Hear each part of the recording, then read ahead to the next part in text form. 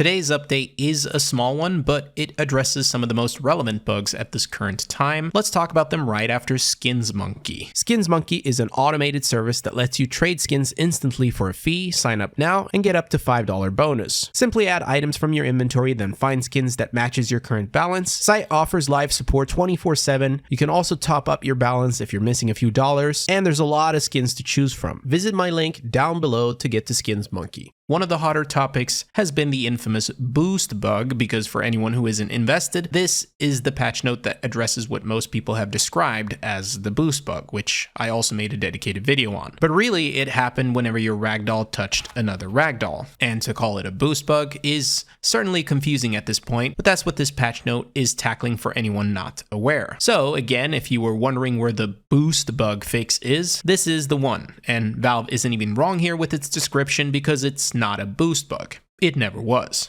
But is it fixed? By simply shooting a bot in the face, then making sure I sleep so both ragdolls touch each other, we can see in the next round that the shake is gone. So already there, from what I can gather, it seems to be fixed, or rather not broken, just based on this test alone. Thanks a lot, Pagu. But it's also worth mentioning that although being responsible for the final conclusion that ultimately nailed the coffin, there was also other people involved in this investigation, such as Xpaw, Hyper, and Golden Lemonade, who's actually the person that pretty much started it all. Lastly, Pagu got game banned last year for using a console command to spin around, which must have been triggered by the anti-cheat as Spinbot. And after this update, he's still banned. Next patch note to cover is fixed a bug that could cause inconsistent jump heights. We've had so many jump related fixes, it's honestly very confusing, but to my surprise, this time there was something different when comparing the two versions of the game. This is the prior version. If you look at the jump value, notice that it's stuck on 54, but the decimals change. The fluctuation isn't major, but it's noticeable. The highest number I could get was 69, of course,